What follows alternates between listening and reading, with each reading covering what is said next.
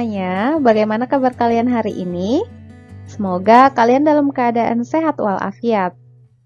Nah, baiklah, pada pertemuan kali ini kita akan membahas materi kita tentang sistem reproduksi pada manusia. Masih merupakan materi lanjutan dari pertemuan sebelumnya, di mana pada pertemuan sebelumnya kita sudah membahas tentang oogenesis, spermatogenesis, dan proses menstruasi. Nah, di sini ada 5 materi yang akan kita bahas. Yang pertama yaitu tentang proses fertilisasi atau pembuahan, pertumbuhan dan perkembangan embrio, proses melahirkan, kelainan dan penyakit pada sistem reproduksi manusia, serta menjaga kesehatan organ reproduksi. Nah, kita akan membahas tuntas kelima materi pada pertemuan kali ini. Nah, di sini Miss menuliskan materi yang keenam. Nah, kenapa materi yang keenam? Karena ini merupakan lanjutan dari materi yang sebelumnya. Jadi, agar kalian mudah dalam memindahkannya ke dalam catatan kalian. Nah, proses fertilisasi sering juga disebut dengan proses pembuahan. Fertilisasi merupakan proses peleburan inti sel sperma dengan sel telur, sehingga terbentuklah zigot. Nah, silakan kamu perhatikan gambar yang ada di sudut kiri bawah ini. Nah, di pertemuan sebelumnya sudah pernah Miss singgung bahwasanya proses fertilisasi atau pembuahan terjadi di bagian tuba falopi, di mana ketika sel sperma masuk, dia akan melewati bagian uterus, kemudian masuk ke bagian tuba falopi. Nah, di bagian tuba falopi inilah terjadi proses fertilisasi. Nah, ovarium, bagian yang berwarna kuning, akan melepaskan sel telur dan akan terjadilah proses ovulasi, yaitu pelepasan sel telur. Nah, selanjutnya jika di sini terdapat sel sperma, maka terjadilah proses fertilisasi, yaitu di bagian tuba falopi. Nah, setelah terjadi fertilisasi, maka terbentuklah yang namanya zigot. Zigot tersebut akan melakukan proses pembelahan sel, di mana kalian lihat di sini satu sel akan membelah menjadi 2 sel. Proses pembelahan ini akan berlangsung ketika zigot ini tadi melewati bagian sepanjang tuba falopi untuk melanjutkan ke bagian rahim atau uterus. Nah, di sini terjadi proses pembelahan lanjutan, di mana pembelahannya terjadi menjadi 2 kali lipat, dari 1 sel menjadi 2 sel, 2 sel menjadi 4 sel, 4 menjadi 8, dan seterusnya. Nah, pada proses ini kita sudah dapat melihat sangat banyak terbentuk sel-sel yang berasal dari hasil pembelahan. Nah, selanjutnya terjadilah proses implantasi, yaitu penanaman zigot ke bagian dinding rahim atau dinding uterus. Jika kita perbesar gambar ini, maka terdapatlah dia seperti ini. Nah, jadi ini adalah gambar dari zigot yang selanjutnya akan tertanam di bagian dinding rahim seperti gambar ini. Nah, dia akan tertanam di bagian dinding rahim agar dapat mengalami proses perkembangan. Nah, zigot tersebut selanjutnya akan berkembang menjadi embrio. Nah, zigot tadi berkembang menjadi embrio melalui beberapa tahapan. Di sini ada 4 tahapan perubahan dari zigot membentuk embrio. Tahap yang pertama disebut dengan tahap morula. Nah, pada tahap ini terdapat kumpulan sel yang berbentuk bola yang merupakan hasil pembelahan sel secara terus-menerus dari zigot. Nah, ini tadi merupakan tahap dari morula. Selanjutnya, tahap blastula. Kumpulan sel berbentuk bola tersebut akan membentuk rongga. Nah, tadi setelah sel-selnya membelah, maka kumpulan dari sel-sel tersebut akan membentuk rongga. Nah, rongga ini disebut dengan blastozoel. Dan yang semulanya berisi cadangan makanan. Nah, pada awalnya blastozoel ini tadi berisi cadangan makanan. Kemudian dia akan membentuk rongga. Prosesnya disebut dengan blastula. Nah, selanjutnya tahapan gastrula. Nah, pada tahap gastrula ini tadi terdapat 3 lapisan sel. Yang awalnya tadi berongga, kemudian dia membentuk 3 lapisan yang terdiri dari ektoderm yang berada di bagian paling luar, mesoderm berada di bagian tengah, dan endoderm berada di bagian paling dalam. Nah, ketiga lapisan inilah yang nantinya akan berkembang untuk membentuk organ-organ pada tubuh manusia, baik organ luar, organ dalam, maupun tulang pada manusia.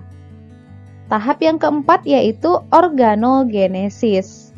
Nah, pada tahap ini terjadilah proses pembentukan organ tubuh pada manusia. Nah, jadi Miss ulang sekali lagi.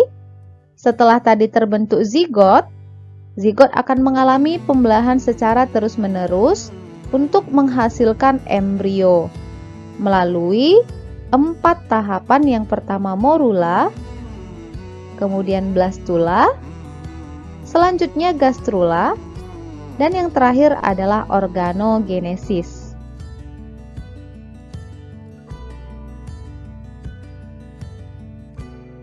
Selanjutnya yang ketujuh, yaitu pertumbuhan dan perkembangan embrio. Setelah dari zigot, tadi dia akan membentuk embrio. Nah, selanjutnya embrio ini akan mengalami perkembangan selama dalam proses kehamilan. Nah, pada manusia, masa kehamilan rata-rata berlangsung selama 38 minggu atau 266 hari. Meskipun ada seseorang yang lahirnya tidak dalam masa ini, tetapi rata-rata kehamilan seorang wanita yaitu 38 minggu. Kehamilan manusia dibagi menjadi 3 periode yang disebut dengan trimester, di mana masing-masing trimester ini lamanya adalah 3 bulan. Nah, selama 3 bulan ini memiliki perkembangan masing-masing. Kita lihat pada trimester pertama atau 3 bulan pertama. Nah, proses ini berlangsung dari minggu pertama sampai minggu ke-13. Pada trimester pertama, perubahan pada ibu belum terlihat secara jelas, tetapi perubahan di bagian dalam tubuhnya terjadi secara besar-besaran. Nah, seperti peningkatan kadar hormon estrogen dan progesteron. Secara fisik memang belum terlihat tanda-tanda kehamilan pada trimester pertama, tetapi di bagian dalam tubuhnya, proses di dalam tubuhnya mengalami perubahan yang sangat besar. Nah, contohnya tadi peningkatan kadar hormon estrogen dan progesteron. Selanjutnya trimester kedua atau 3 bulan yang kedua. Nah, ini berlangsung dari minggu ke-13 sampai dengan minggu ke-27. Nah, pada trimester kedua ini perut ibu akan mulai terlihat membesar seiring dengan pertumbuhan rahim yang lebih cepat dibandingkan dengan sebelumnya. Jadi, perkembangan rahim itu lebih cepat di trimester kedua dibandingkan dengan trimester pertama. Nah, pada trimester kedua ini, ibu juga dapat merasakan janin mulai bergerak. Nah, bahkan janin sudah dapat mendengar dan mengenali suara ibunya. Jenis kelamin pada janin juga sudah dapat terlihat secara lebih jelas. Nah, inilah ciri-ciri kehamilan pada trimester kedua. Selanjutnya, pada trimester ketiga, ini berlangsung mulai dari minggu ke-28 sampai dengan masa kelahiran pada seorang bayi. Nah, pada masa ini, janin sudah bisa membuka dan menutup mata, sudah bisa menendang, merenggangkan badan, dan bahkan merespon cahaya. Ketika memasuki bulan ke-8, pertumbuhan otak janin akan berlangsung lebih cepat. Sedangkan pada bulan ke-9, paru-paru sudah mulai siap untuk berrespirasi ataupun bernapas sendiri. Nah, inilah tahapan-tahapan perkembangan bayi setiap 3 bulannya atau disebut dengan setiap trimester. Selanjutnya, yang ke-8 yaitu proses melahirkan. Proses melahirkan dipicu oleh meningkatnya kadar hormon estrogen. Hormon estrogen ini juga akan memicu kepekatan uterus terhadap hormon oksitosin.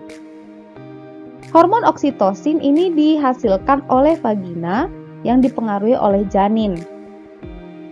Hormon oksitosin juga akan merangsang plasenta untuk menghasilkan hormon prostaglandin.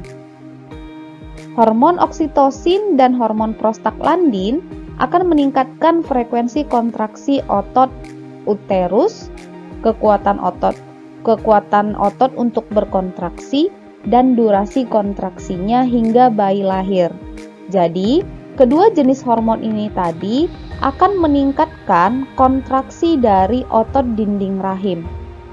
Kemudian memperkuat kontraksi otot dinding rahim dan memperlama durasi kontraksi otot dinding rahim sehingga memberikan gaya dorong terhadap si bayi ini tadi. Nah, biasanya pada mulanya kontraksi akan terjadi selama 30 detik atau kurang dalam rentang waktu 25 hingga 30 menit. Nah, jadi di awal-awal biasanya itu terjadi kontraksi sekitar 30 detik atau kurang setiap 25 hingga 30 menit sekali. Nah, pada saat puncaknya kontraksi ini akan meningkat.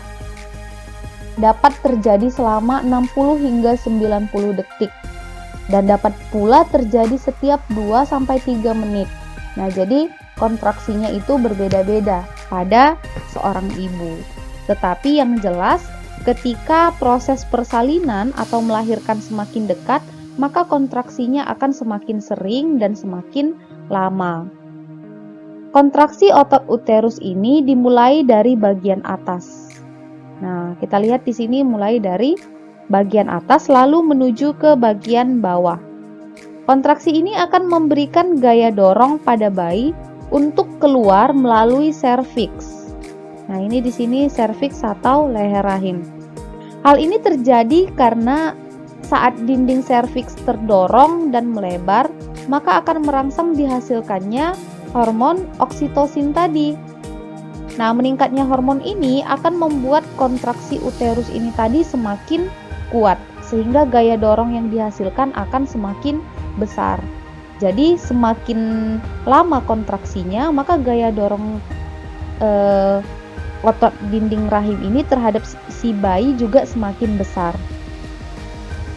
Nah, selain gaya dorong, terdapat juga gaya gesek yang ditunjukkan oleh panah yang berwarna kuning. Nah, gaya dorongnya tadi ditunjukkan oleh panah berwarna hijau. Nah, gaya gesek ini terjadi antara bayi dengan serviks atau leher rahim. Arah gaya gesek selalu berlawanan. Nah, kita lihat di sini si bayi arahnya menuju keluar ke serviks. Sedangkan gaya geseknya itu menuju ke bagian dalam. Jadi arahnya itu berlawanan. Nah, pada proses kelahiran, arah gerak bayi yang mendesak keluar berlawanan dengan arah gaya gesek. Gaya dorongnya ke bawah, gaya geseknya ke atas. Nah, ketika bayi keluar dari serviks, gaya gesek di saluran serviks akan semakin membesar.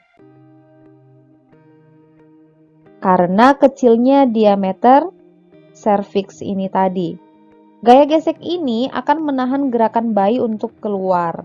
Nah, akan tetapi, hormon oksitosin yang dihasilkan selama dinding serviks terdorong akan memperkecil gaya gesek tersebut.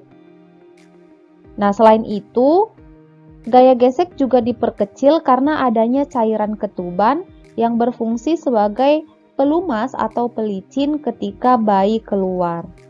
Nah, beginilah proses terjadinya kelahiran pada bayi. Selanjutnya yaitu kelainan dan penyakit pada sistem reproduksi manusia. Itu bagian ke-9.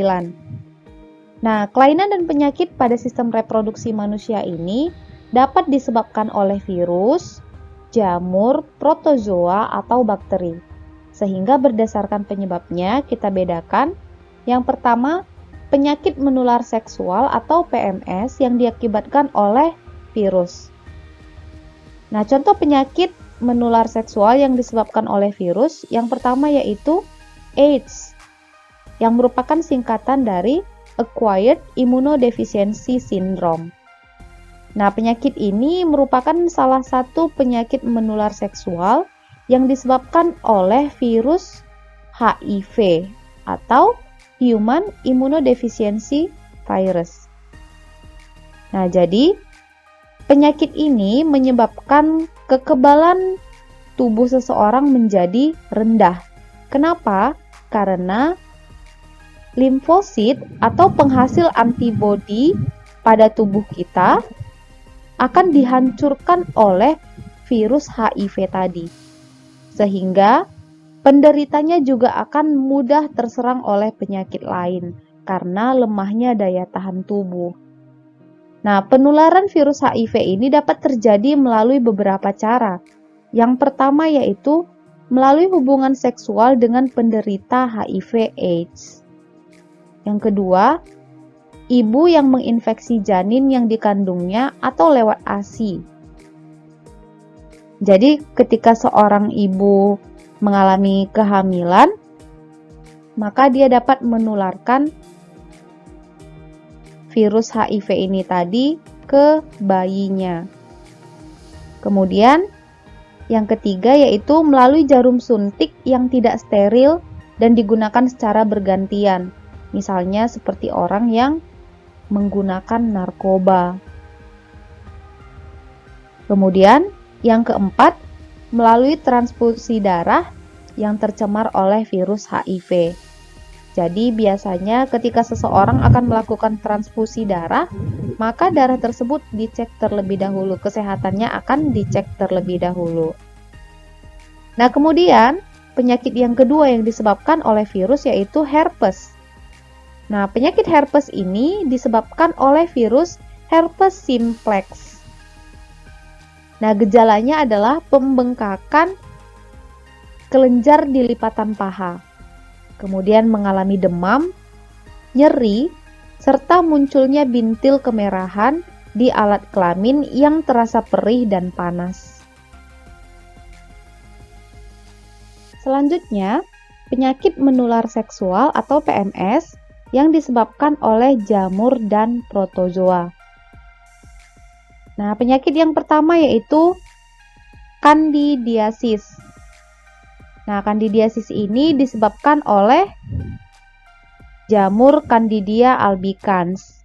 Nah, gejalanya akan keluar cairan keputihan pada vagina, kemudian gatal, dan kemerahan di sekitar alat kelamin.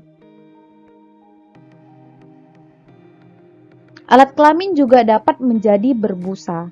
Nah, jika penyakitnya sudah akut, dapat juga mengeluarkan cairan berwarna kehijauan dengan bau busuk.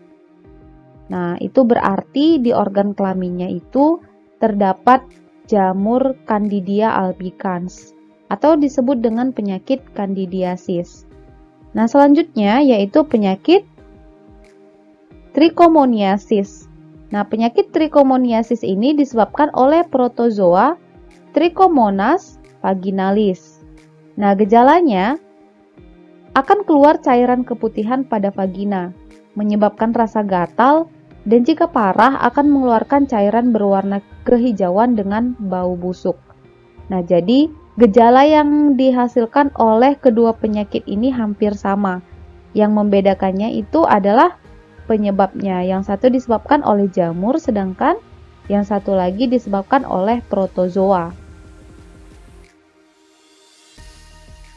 Selanjutnya yaitu penyakit menular seksual yang diakibatkan oleh bakteri. Nah, Di sini ada 3 contoh penyakit menular seksual yang disebabkan oleh bakteri. Yang pertama yaitu sipilis atau sering juga disebut dengan raja singa. Nah, penyakit ini disebabkan oleh infeksi bakteri Treponema pallidum. Nah, gejalanya akan muncul luka di sekitar labia kemaluan atau leher rahim pada wanita.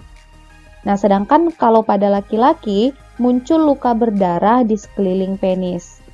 Pada tahapan selanjutnya dapat juga menyerang organ dalam seperti otak, jantung, pembuluh darah, sumsum tulang belakang, dan saraf.